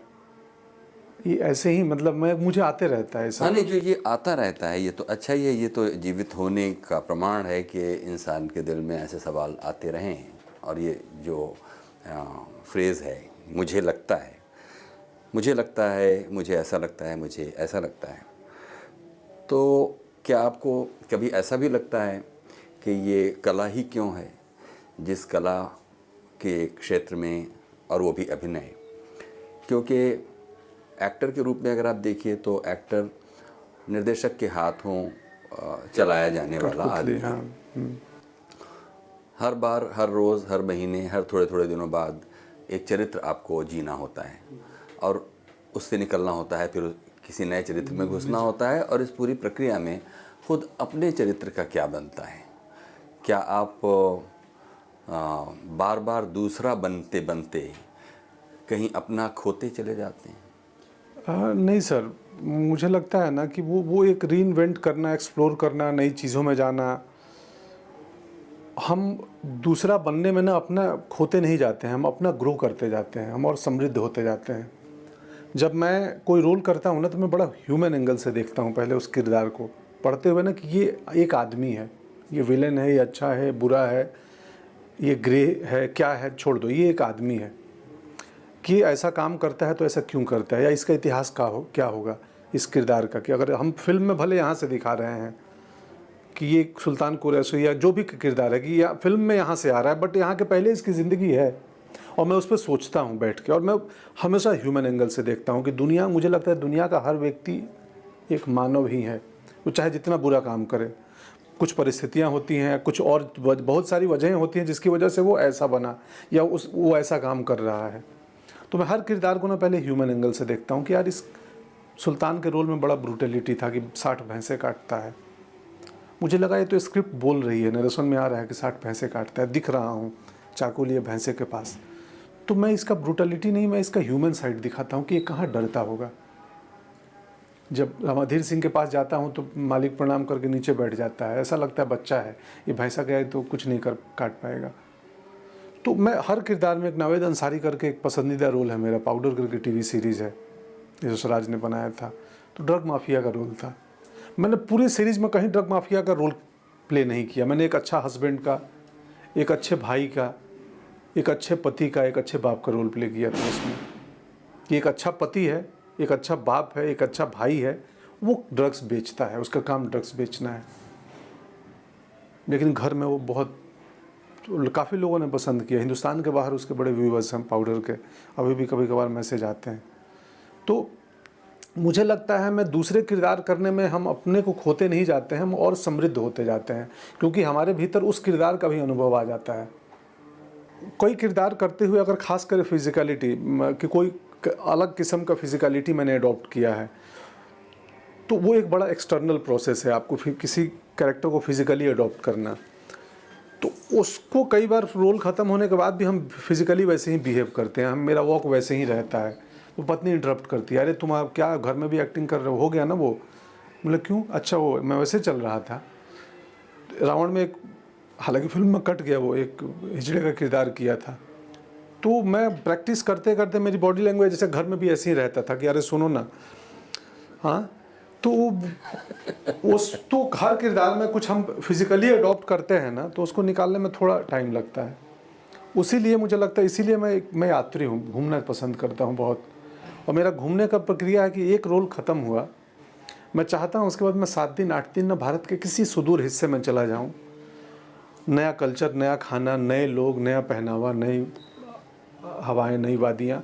तो मुझे वो 7-8 दिन में ना जो अभी तक किरदार कर रहा था उसका कुछ हिस्सा इजीली मैं इरेज कर पाऊँगा, क्योंकि मैं एकदम कंप्लीट किसी और माहौल में आ गया हूँ, मूड ही बदल गया है। तो चाहता हूँ कि मुझे एक ऐसा वक्त मिले और इतने पैसे हों कि मैं एक रोल करने के बाद 10 दिन 15 दिन कहीं जाऊँ और उस रोल से मुक्त होकर फिर वापस आऊँ। और ग्रो करते हैं हम बतौर एक्टर, हम किरदारों को कर कर के, हनन कुछ नहीं होता है, क्षति कुछ नहीं होती है, ग्रो करते हैं हम। एक चीज़ और देखेंगे आप पंकज जी के इंसान अपने अंदर कितनी भी अच्छाइयाँ संजो ले, लेकिन ये तो मूलभूत मानवीय स्वभाव है, ईर्ष्या, क्रोध, प्रेम, ये सब तो अपने अभीष्ट को ना पा पाने के क्रम में ईर्ष्या का जो भाव कभी मन में आता है, उसकी क्या स्थिति आपके मन में आता है? बिल्कुल आता है। बीच बीच में मुझे, हालांकि मेरा बड़ा रेयर है, मुझे भी कभी कभी लगता है ना कि बतौर ह्यूमन बीइंग मुझ में कुछ कमी है क्या, कि मुझे अक्सर क्रोध क्यों नहीं आता। अक्सर नहीं आता है, मैं 3 महीने में क्रोध, कभी एक बार गुस्सा होता हूँ बहुत एक्सट्रीम। मुझे लगता है क्या है, कुछ कमी है मेरे को। अक्सर ईर्ष्या नहीं होती है, मैं बड़ा संतुष्ट हो जाता हूँ जितने में हूँ कि हाँ ठीक है, क्षण में जियो। लेकिन कभी कभी आता है जब आपको लगता है, जब मुझे ऐसा एहसास होता है कि यार बाजारवाद का दौर है अभी, इस दौर में ना आप प्रोडक्ट हैं, हर अभिनेता। मुझे प्रोडक्ट बनना पसंद नहीं है कि मैं एक पीआर एजेंसी को हायर करूं और अखबार में छपूं कि मैं पतला हो गया, मैं मोटा हो गया, और या मैं इस रोल के लिए वेट बढ़ा रहा हूं। वो एक अभिनेता का काम है कि उसको जो रोल मिले उसके लिए मेहनत करे, प्रिपरेशन करे। वो खबर देने की क्या काम है, हर अभिनेता करता है। पर आप, ये बाजारवाद का दौर है, प्रोडक्ट बने, आपको हर चौथे दिन छपना है, कहीं दिखना है लोगों को। मुझे भी बोलते हैं लोग, पीआर हायर कर लो, कुछ करो। मुझे लगता है यार, मैं चाहता हूँ मुझे ना मेरे काम से लोग याद करें। चर्चित हो जाऊंगा पीआर एक्टिविटी करके, पेपर में छप के, यादगार नहीं होऊंगा। यादगार मैं अपने काम से होऊंगा। चर्चित 2 दिन में ख़त्म हो जाएगा। आज पेपर में छपूंगा, 10 दिन बाद कोई और छपेगा, लोग भूल जाएंगे। लेकिन काम अगर वनस्पति में छप जाऊंगा, लोगों के यादों में छप जाऊंगा, तो पीढ़ी दर पीढ़ी चलूंगा। तो ईर्ष्या आती है कभी कभी, तब आती है जब लगता है यार जो मैं डिज़र्व करता हूँ मुझे नहीं मिल रहा है। आपने कहा था कि जिस ट्रेन में आप मुंबई आए थे उसमें लगेज की बुकिंग में आपकी कुछ किताबें भी थी। किस तरह की किताबें रही होंगी? कहानियाँ, उपन्यास, रेणु समग्र, नागार्जुन की कविताएं, Nirala ji, maxim Gorky, Chekhov. Literature पढ़ता हूँ मैं, पसंद है पढ़ना। मैं किस्सा गोई खुद भी करता हूँ, बहुत सारी कहानियाँ मेरे पास ही हैं। तो बस कविता कहानी की किताब थी, क्योंकि वो अभिनेता के लिए बड़ा ज़रूरी है पढ़ते रहना। धर्मवीर भारती, बहुत सारे भारत के जो उदय प्रकाश मुझे बहुत पसंद है, अभी वर्तमान में उनकी सारी कहानियाँ पढ़ता हूँ, या कुछ भी वो लिखते हैं वो पढ़ता हूँ मैं। और बहुत सारे नाम हैं, लोग हैं। तो चाहिए ना, हम यहाँ खर्च कर रहे हैं। मुंबई तो हमारा शोरूम है, ये फिल्म नगरी है, ये शोरूम है। हम यहाँ दुकान खोल के बेच रहे हैं, तो हमारा स्टॉक कहाँ से आएगा? तो हम साहित्य से आता है, गांव से आता है, खेत खलिहान से आता है, लोगों को पढ़ के आता है। तो इसीलिए मैं वो यात्रा पे जाता हूँ कि वो यात्रा सिर्फ एक रोल को विस्मृत करने के साथ साथ मुझे बहुत समृद्ध भी करता है। बहुत कुछ नया लेके आता हूँ, नए विचार, नए लोग, नए भाव, नई कहानियाँ, सब कुछ, बहुत कुछ आती हैं। तो किताब, यात्रा, गांव में जाना, लोगों से मिलना, तो वही रिसोर्सेज है मेरे, इकट्ठा करने घूमते रहता हूँ। मुंबई अगर एक शोरूम है तो इसी शोरूम में वो बड़े बड़े स्टार्स भी हैं जो बिना बैकग्राउंड म्यूज़िक के घर से बाहर नहीं निकलते। हाँ। और एक तरफ आप हैं। मतलब क्या आपने कभी इस दुनिया पर नज़र डालते हुए कोई राय बनाई कि आखिरकार आप कुछ भी कर लें, उन स्टार्स की जो 100 करोड़ और 200 करोड़ की दुनिया है वो आपका कप ऑफ टी नहीं है? मुझे अभी किसी ने पूछा था थोड़े दिन पहले, आजकल बड़ी फिल्मों में भी आप जैसे एक्टरों की पूछ हो रही है, दिख रहे हैं, नवाजुद्दीन सिद्दीकी, संजय मिश्रा, पंकज त्रिपाठी, तो क्या आप ये क्या संकेत मानते हैं? तो मैं बोला उनको कि देखिए, हम फिल्म का ओपनिंग नहीं तय करते। फ्राइडे, सैटरडे, संडे को क्या होगा हमारे वो काम नहीं है। मंडे को क्या होगा वो हम तय करते हैं। तो हमारी ओपनिंग मंडे को लगती है, इसीलिए हमें बड़ी फिल्मों में या किसी भी फिल्मों में, कमर्शियल फिल्मों में लिया जाता है कि हम मंडे से ओपनिंग लगाते हैं। ये कैसे, ज़रा समझाइए। फिल्म अच्छी होगी तो मंडे का बिजनेस होगा। Friday, Saturday, Sunday marketing, publicity, promotion, बड़े स्टार, बड़ा ब्रांडिंग, बड़ा पैकेज, ये बिजनेस पार्टनर, वो बिजनेस पार्टनर, इधर का इंटरव्यू, आपको इतना पंप अप किया जाता है कि आप चले जाते हो थिएटर में। फ्राइडे, सैटरडे, संडे 3 दिन, या एक 26 जनवरी की छुट्टी हो तो 4 दिन। मंडे से फिल्म चलती है। वो स्टार नहीं चलते हैं, मार्केटिंग नहीं चलता है, प्रमोशन नहीं चलता है, मंडे से फिल्म चलती है। और मंडे से फिल्म तभी चलती है जिसमें अच्छे परफॉर्मेंसेज हो, अच्छा कंटेंट हो, अच्छी स्टोरी हो, अच्छा मनोरंजन हो। मनोरंजन किसी भी रूप में आ सकता है। और हम लोग ओपनिंग की गारंटी नहीं देते, हमारे जैसे एक्टर थिएटर किए हुए या जो भी, इसमें कोई मतलब ये कहीं से मैं अब बहुत ये बात नहीं कर रहा हूँ, बट हाँ कि हमारे जैसे एक्टर ये ज़रूर कर सकते हैं कि एक सीन को हम प्रेजेंटेबल, देखने लायक बना ही सकते हैं कि आप डिसअपॉइंट ना हो। औसत सीन में भी हम थोड़ा सा जान फूंक सकते हैं, उसको रोचक बना सकते हैं कि इसको भी कैसे करके रोचक, थोड़ा सा मज़ेदार हो जाए या रियलिस्टिक हो जाए। तो वो मंडे से वो चीज़ें काम करती हैं। ये आपने बहुत इंटरेस्टिंग बात कही। मतलब अपने काम और अपनी भूमिका और अपने कंट्रीब्यूशन को लेकर ये जो मंडे फार्मूला है, ये तो बहुत इंटरेस्टिंग, नया है। नया है। पंकज जी, हम लोग बातों के क्रम में वहाँ पहुँच चुके हैं जहाँ अब हम आपसे इजाज़त लेंगे, लेकिन उससे पहले हम चाहेंगे कि वो उपलब्धियाँ जो बेशक देर से मिली हों, वो कौन सी उपलब्धियाँ हैं, राष्ट्रीय, अंतर्राष्ट्रीय, मतलब आप बाहर की फिल्मों की भी बात नहीं कर रहे हैं, या टेलीविज़न की या कॉरपोरेट की, कौन सी ऐसी चीज़ें हैं जो आप हमारे लिए कहना, बताना चाहेंगे बिना ये पूछे कि आप अपने एक एक करके कोई अचीवमेंट्स बताएं? सर, कोई उपलब्धि नहीं है। काम ज़्यादा लोगों तक पहुंच रहा है। अभी एक अमेरिकन डायरेक्टर हैं जॉन अपचर्च करके, पिछले साल उनका मेल आया, उन्होंने मेरी कोई फिल्म देखी, कहीं से ईमेल आईडी निकाला कि मेरे एक फ़िल्म बनाना चाहता हूँ, आपको कास्ट करना है, इंग्लिश फिल्म है मेरी, स्क्रिप्ट भेज रहा हूँ, आप पढ़िए। तो मैंने उनको रिप्लाई किया कि भाई आई कांट स्पीक इंग्लिश, मुझे नहीं आती है अंग्रेज़ी, तो ये समस्या है। तो उसने बोला, उसका रिवर्ट मेल आया वापस मुझे कि sir your acting speaks all languages, so if you want I can make in Hindi, कि तुम हिंदी बोल लो, हमें सबटाइटल्स लिख लूँगा। तो मुझे लगा यार एक आदमी बोल रहा है कि तुम्हारे अभिनय हर भाषा बोल लेता है, तो ये फिल्म करनी चाहिए। मैं बोला मैं करूँगा और मैं अंग्रेज़ी बोलने का प्रयास करूँगा। थोड़े दिन के लिए एक ट्यूटर हायर किए और हिंदुस्तानी अंग्रेज़ी बोलना था, एक ऑटो ड्राइवर का किरदार है।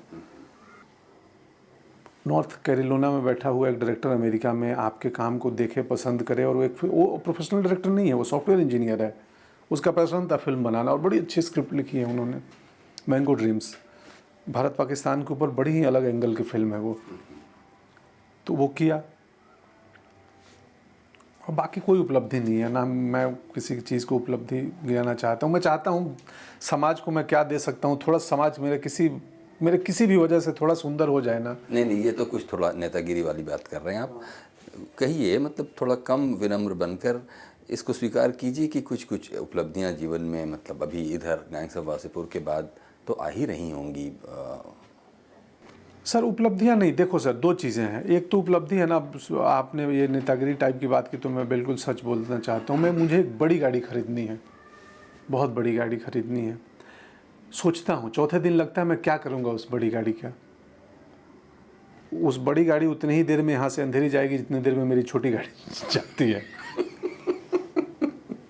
वो पेट्रोल बहुत ज़्यादा खाएगी, उसके पार्किंग के लिए ज़्यादा स्पेस ढूंढना पड़ेगा। मुंबई में ट्रैफिक का इतना किल्लत है, मैं क्या करूँगा। फिर मुझे संजय मिश्रा की बात याद आती है कि आप कौन सी गाड़ी से उतरते हैं ये इम्पोर्टेंट नहीं है, इम्पोर्टेंट ये है कि उतरने के बाद आप क्या करते हैं। तो मेरा भ्रम टूट जाता है। हमारे आसपास भी तो सूफी टाइप लोग हैं ना, कबीर रहीम टाइप लोग, कि हम जब थोड़ा महत्वाकांक्षी या जब थोड़ा सा कुछ उपलब्धि के बारे में थोड़ा सोचना चाहते हैं, कुछ हम मेटाफिजिकल दुनिया में जिए, तो कोई एक आता है और रहीम टाइप के जो के त्यों धरदीनी चदरिया की बात कर देता है। कबीर, हाँ कबीर, सॉरी कबीर, मुझे बहुत पसंद है वो। तो हम घिरे भी हैं ऐसे लोगों से। मैं शाहरुख खान के साथ दिलवाले कर रहा था, मैं बहुत प्रभावित हुआ उस व्यक्ति से। बड़ा इंटेलिजेंट आदमी, हर कुछ जानते हैं वो। मैंने बोला मैं बहुत आपसे सीख रहा हूँ, मैं चाहता हूँ उनकी तरह स्किल मेरे अंदर आ जाए कि मैं सबको मैनेज कर लूँ, सब कुछ मैनेज कर लूँ। पर वो हमारे चाहने से शायद नहीं आएगा, वो इनबिल्ट होना चाहिए, वो नहीं है शायद हम में। वो अद्भुत हैं शाहरुख खान, सलमान खान अद्भुत हैं। वो जहाँ हैं वहाँ डिजर्व करते हैं वो होना, पर मैं नहीं वो हो सकता हूँ। मैं प्रयास करूँगा लेकिन मुझे लगता है मेरे से नहीं हो पाएगा। उनके वो सोते ही नहीं हैं, मुझे 8 घंटे की नींद चाहिए। सब भाड़ में जाए, मैं 11 बजे सो जाऊँगा, छोड़ो यार।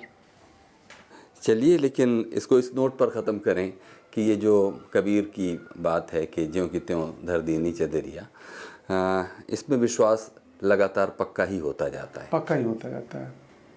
मुझे तो लगता है कि कबीर को जिस क्लास में, जिस समय में पढ़ाया जाता है हमारे टेक्स्ट बुक में ना, उसके बाद पढ़ाया जाना चाहिए।